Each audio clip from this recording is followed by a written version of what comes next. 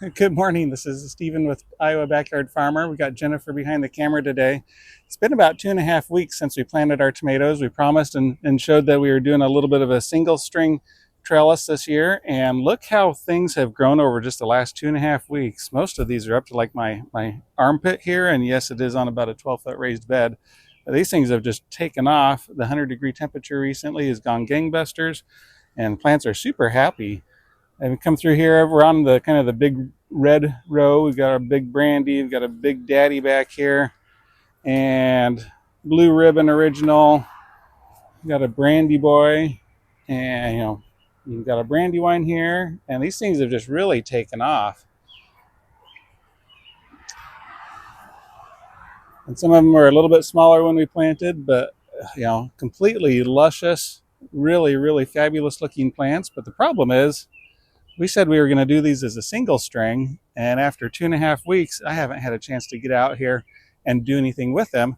So come with me while I show you what it's going to look like as we trim these up, get them back to a single string, keep them happy and healthy and productive, but get some airflow in so that we don't have disease issues moving forward.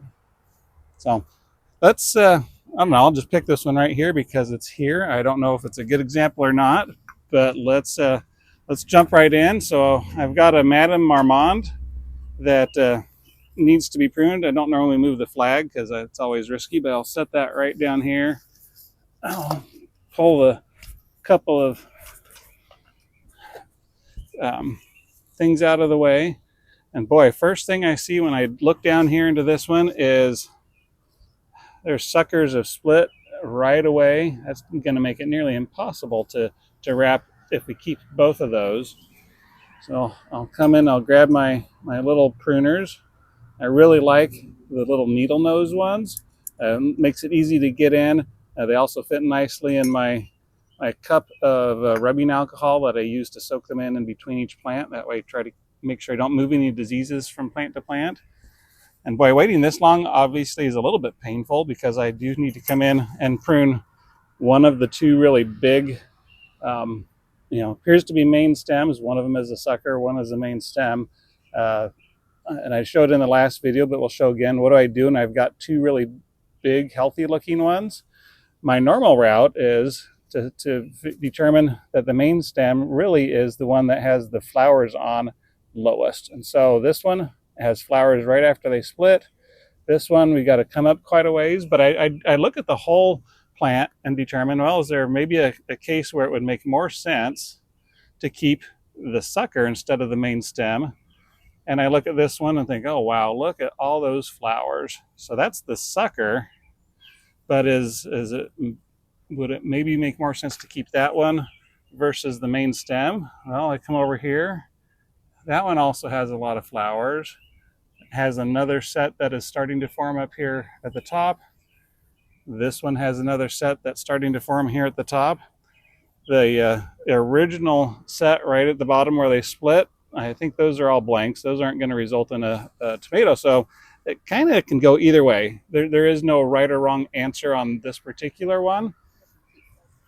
Yeah, if we were doing a two string where we were keeping two main stems, then this would be an easy call. We would just keep them both.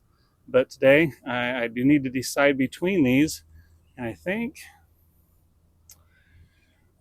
honestly, in this particular case, well, I'm just looking at the rest of the plant structure, which has the better set of leaves. And I think it's going to still make the most sense to keep the main stem. And so I'm going to come in, pull off that gigantic sucker. If I had more room in the garden, I'd just go stick this into the ground and, basically have another plant. They take off pretty quick after sticking them in the ground, keeping them wet. Here's another sucker down towards the ground. I really don't want anything touching the ground. This other one is having a lot of growth. That's also a sucker. Anything leaf-wise that's touching the ground, I'll come in and just pop it off. Pretty easy. There is a little sucker that was growing out of that. We'll pull that off as well. Any leaves that are really underneath the first main set of fruit are really not necessary. I won't get rid of all of them, but I will get rid of anything that's close to the ground and at risk of becoming a disease issue. So as I work my way up the plant, I do see another sucker here. I don't see anything above that, so I'm going to leave this sucker on at least until I finish wrapping the plant with a string, because I don't want to accidentally break the top off and not have another growing point. So I'll leave this one on until I'm finished wrapping. My string right now is loose enough. I don't need to untie it from the top. If it was super tight, I would untie it from the top. But I'd literally just go around.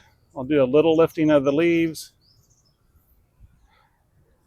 I try to not have the string go right underneath the fruit. I don't want to, kind of suffocate it. But if it ends up, an inch or two or more below the fruit, that's still okay to leave that on there. Wrapping it on around. And I'll typically leave my wrapping or end the wrapping essentially just past the last true leaf that is there. So that one's now wrapped fairly well, but space-wise, things are still touching. I really don't want my leaves to touch if we can get away with it. So anything that is going out sideways, like over here, and is touching a neighbor leaf, I'll come in and typically cut back to the point where I've got two main leaves, or I don't even know what that's called, kind of the leaflets coming out from the main leaf, and I'll just trim that. And by the time I come over and do the same thing over here, I'll dip my pruners in, do the same thing where we've got two big leaflets coming over here. I'll prune that. You do that all the way along, and all of a sudden we have plants that are really, really close, but they're not touching. And what that will do, number one, it provides more airflow. It prevents diseases from transferring from plant to plant through physical touch.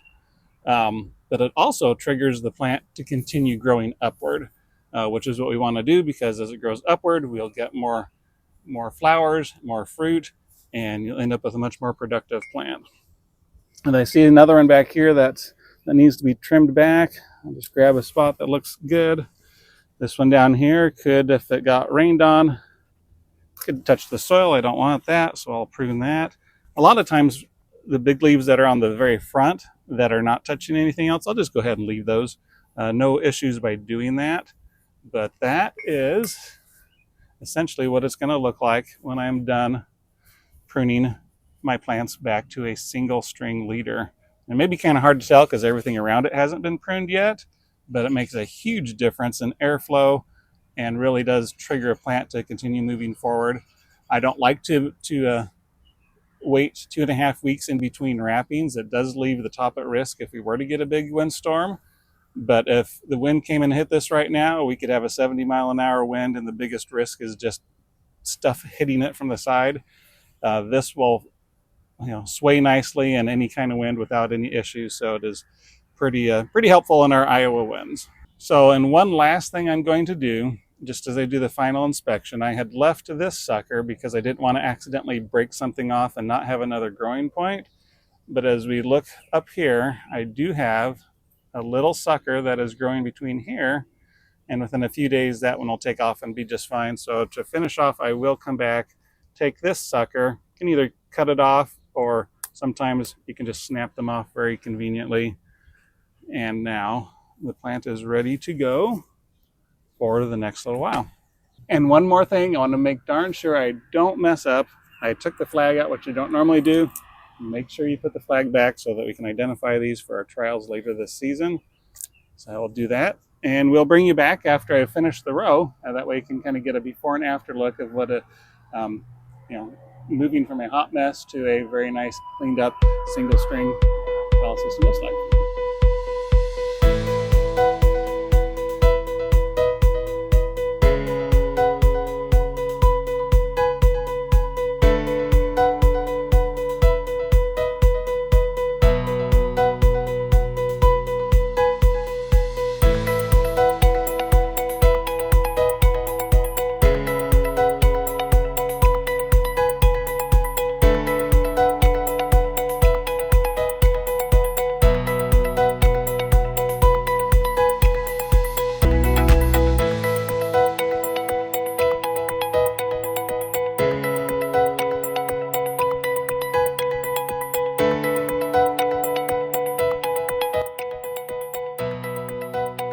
Well, it's taken me an hour, hour and a half or so, but I've gone through and all 40 plus plants that we've got strung up on this side, was able to go through, clean those up. Didn't catch everything. I already see one on here that I missed, but we can take care of that later.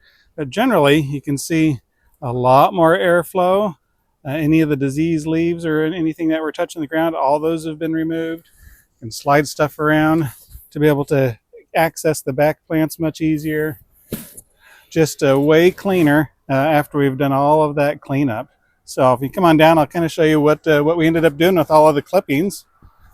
And as we're walking through, you can see, the ground through through the plants just a lot cleaner. And is it going to affect the productivity of the plants? Well, individually maybe a little bit, but per square foot, we still have a ton of plants here that are going to produce a ton of tomatoes. Now, the last thing is I always make sure you get it all cleaned up and picked up. I don't want to leave plant material laying around. But at the end of the day, filled most of a bag just on this one side. So hopefully I can keep up with this on about a week by week basis and don't have to have this big of a volume at any point in the future. But for today, at least we got it cleaned up. So if you have any questions or comments, please post those down below. Otherwise, have a good day and we'll talk to you later. Bye-bye.